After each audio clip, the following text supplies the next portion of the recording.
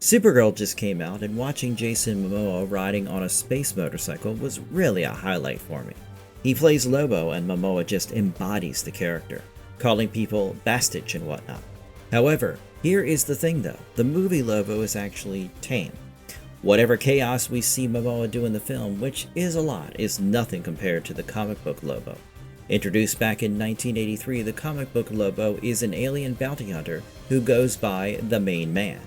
He was created by Roger Slifer and Keith Giffen as a parody of hyper-violent antiheroes like Wolverine and the Punisher. The gag was that no one would take him seriously, but DC fans, they took him really seriously. And DC just kept publishing him because, if it's not broken, don't fix it. So today, I am going to give you a rundown of all the insane war crime level things Lobo has done in the comic that would make you do a double take. So get ready to be shocked. These are the 10 most diabolical things Lobo has ever done.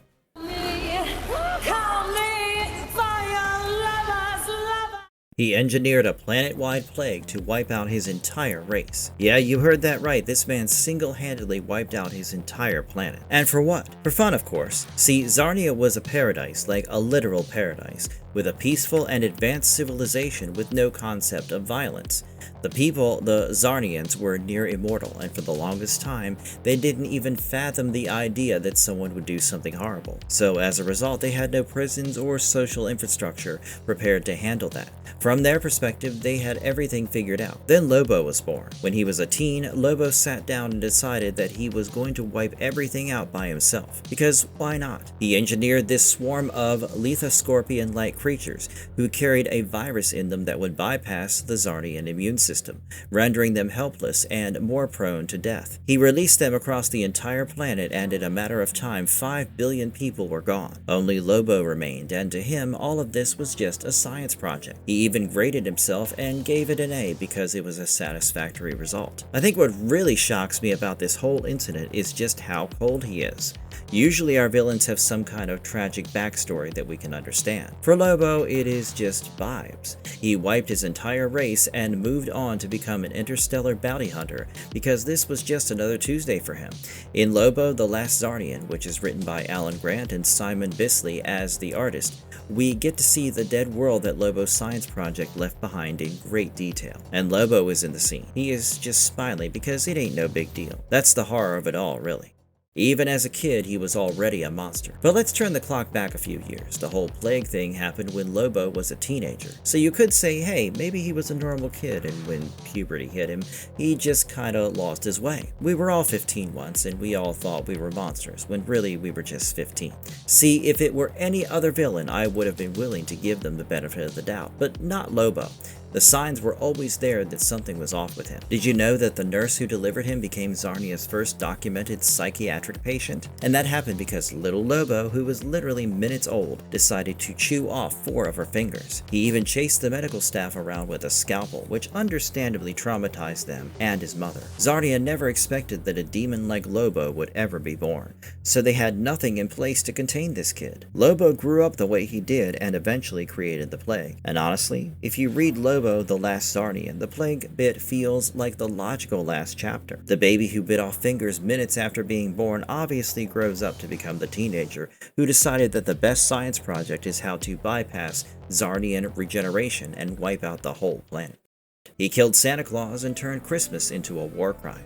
I know it sounds insane, but this is a real comic that DC published in 1991, and this is a real plotline. So what happens is this: the Easter Bunny is drunk and depressed. He thinks it's just not fair that Christmas keeps hogging the holiday spotlight. So understandably frustrated, he hires Lobo, who, for his own reasons, hates Christmas, and tells him to go to the North Pole and kill Santa Claus. And being never one to turn down a job, Lobo accepts it and charges $1 because he would have technically done it for free, but he wants to be a professional. Then Then what follows is one of the most wonderfully wrong things that has ever been committed to 4-color printing. Because Lobo arrives at the North Pole armed to a T, more than any American military team in a way, and does what Lobo does best. He systematically slaughters the elves, his grin plastered on his face the entire time. The workshop turns into a battlefield with the Christmas infrastructure as ammunition, which is a wild statement to begin with. Then Santa shows up and they get into a machete fight. Yep, a machete fight. Father Christmas doesn't go down quietly, and what follows is a brutal and realistic fight. However, it ends with Saint Nick dead and Lobo marking that off his list. Rudolph the reindeer refuses to accept Lobo's version of Christmas, so he dies too. The rest of the reindeer get insults as names, and then Lobo goes through the nice list, targeting those kids specifically because he wants to corrupt that too.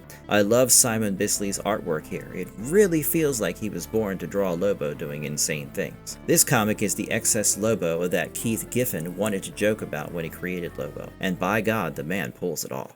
He stomped Dog to death right in front of Superman. This has to be the most messed up entry on the list because animal cruelty just doesn't fly with me. See, Dog is a dog that follows Lobo everywhere. You will notice the dog everywhere in the background as this wordless presence trailing behind our main man. And whenever someone points out Dog, Lobo tells them gruffly, "That ain't my dog." Lobo will let Dog growl, snarl, but that ain't his dog. Then we get to the 58th issue of Lobo. Superman asks the question a bit too many times because, you know, he's Superman and he's curious. But Lobo reacts to this poking and prodding in the only way Lobo knows how to react. He stomped Dog to death, right there in front of Superman. It feels very performative, and it feels like all that Lobo is trying to do is prove to Superman and himself that he doesn't love the dog and he couldn't care less about it. And if stomping the creature to death wasn't enough, Lobo then donated the body to a freak show where it was displayed as a taxidermy exhibit. And the reason I call this one messed up is just how gratuitous it feels. There was no reason for him to be this cruel, but he was simply demonstrating that he could do it. And Superman is just watching it happen because there's nothing he could do. Whether you interpret their previous interactions as, hey, maybe Lobo cared about Dog, or Lobo never cared about Dog, it doesn't matter because either way, Lobo doesn't want to care about anything, and that's the whole point.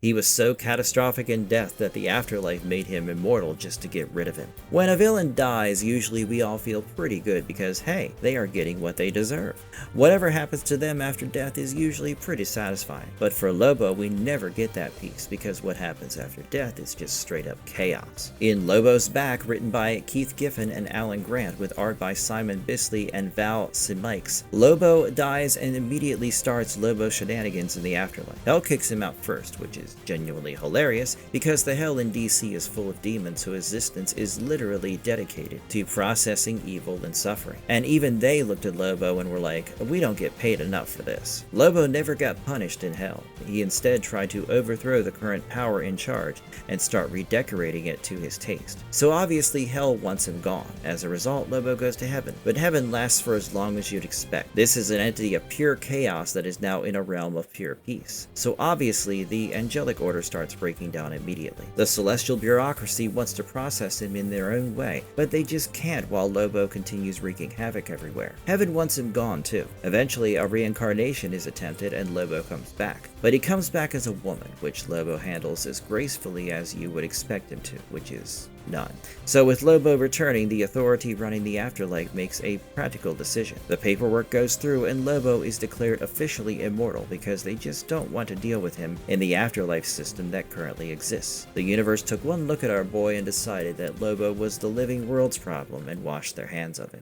He hunted down and killed his own children. Are you even surprised? I'm not. In Lobo Infanticide, we find out that Lobo has fathered an army of illegitimate children scattered across the universe, which is pretty on brand for Lobo. And his daughter, Crush, gathered all of these children together because she believed that if all of them got together, Lobo would probably feel something. Lobo feels something alright, just not what Crush originally intended for him to feel. Because I kid you not, Lobo wants all the kids to die, and as a result we get the ride of a lifetime as we watch Lobo hunt down his own children and handle them the only way he handles anything else in his life. This is a systemic massacre of his own bloodline, with Lobo treating fatherhood as just another burden on his shoulder. Usually when you have genocidal maniacs, they usually have some kind of attachment or loyalty towards their own blood. Even Homelander has one for his kid with Becca. However, Lobo, he has none of it. He doesn't care about the kids even if they came from him, even if they are there because of him, even if they want to have a connection with him. He doesn't want it, which means they don't deserve to live.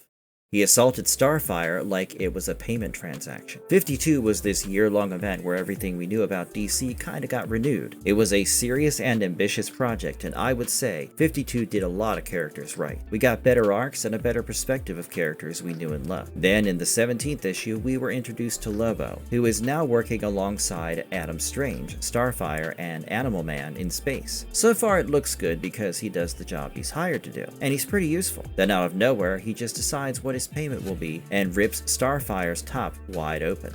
Adam Strange and Animal Man are right there, but Lobo couldn't care less because all he cares about is whatever his heart desires. All he needs is an opportunity and he will always act upon it. And this time it just happens to be Starfire's top. He decapitated Zatara without even stopping his own fight. Reign in Hell was a DC miniseries that was set in the underworld during a full-scale war between the demonic factions. Obviously, this was going to be one of those super chaotic stories. And then, amidst the chaos, Lobo finds Giovanni Zatara, you know, Zatanna's father. Zatara is casting spells, speaking backward language because that's how his power works. It's pretty loud and recognizable in the middle of a battle, if you ask me. So Lobo beelines towards him and decapitates him mid-battle without even breaking stride. This feels underwhelming because you would assume that a legacy character like Zatara would get a dramatic confrontation or at least something, but nope, Lobo just shows up, decapitates him, and moves on. I feel like the legacy element of Zatara in this particular comic only matters to people who have been in the DC lore long enough to know who Zatara is. For other people, it is just Lobo being Lobo. And I guess the worst part about this whole thing is that Lobo did not even know who Zatara was. So in his eyes, he killed the guy who was screaming loudly on the battlefield in a weird language because it was becoming way too distracting. He killed himself rather than share the universe with another Lobo. The new 52 Lobo is a different looking character. He is a lot more conventional in appearance, that's for sure. And for a lot of longtime fans, this was a disgrace. They were very unhappy with that. But here's the thing though, the in-universe explanation of why this new Lobo exists is perfectly on brand for the character, which almost justifies the whole redesign. Turns out the new Lobo exists because he hunted down the original Lobo and killed him. And it makes a lot of sense because Lobo is a character who is defined by being one of a kind. He cannot tolerate the existence of things that would diminish the uniqueness he has. So when he learned that there was another Lobo out there, the response was throwing hands. And throwing hands he did. If the original Lobo had won, he would have killed a version of himself to maintain the unique title of being Lobo. No other character in comics history has resolved a continuity problem by having a version of themselves commit self-in-concept murder. This is something only Lobo has done, and honestly, this is only something I expect out of Lobo too. He turned simple violence into an entire lifestyle and somehow made it sacred. Lobo has been around for a while, and across the 64 issues of his ongoing series across the decades of miniseries, specials, and guest appearances, one thing has remained common for him. He figured out a way to make depravity into a worldview, and by God, he was going to tell us all about whether we would like it or not. But Lobo as a character has a strict code of honor. He keeps his word. He sees through every contract he takes. If he tells you something will happen, he makes sure it happens. He will not break his word. Everything else about him is negotiable. His mortality is just a concept. Empathy, he doesn't know what that is, and he's unfamiliar with the concept of self-preservation. And this philosophy is what shines through the 93-99 Lobo ongoing series. Lobo decided that violence and chaos are the way of the world. The right way to live this life is to pursue your own pleasure at the expense of others, because that's how he makes the most out of his life, and he is okay with it. He is one of the most self-actualized characters in DC in a way. He is unapologetically himself, and his bike, the Spazfrag 666, is a part of it. The Supergirl movie gave us a taste of the main man, but definitely a little toned down, because our boy is someone who has gone toe-to-toe with Judge Dredd, The Mask, and even Wolverine. The Wolverine fight is the one where he loses because the fans voted for it, and I am sure Lobo resents that to this day. What I'm trying to say is this: the rap sheet of Lobo is real, and so are his crimes, and the main man is showing no signs of slowing down because whatever I have listed barely scratches the surface. And there it is, the 10 most diabolical things Lobo has ever done. Let me know in the comments which one takes the spot for you, because for me, it is when he stomped Dog to death. Like and subscribe as always, and I will see you guys the next time.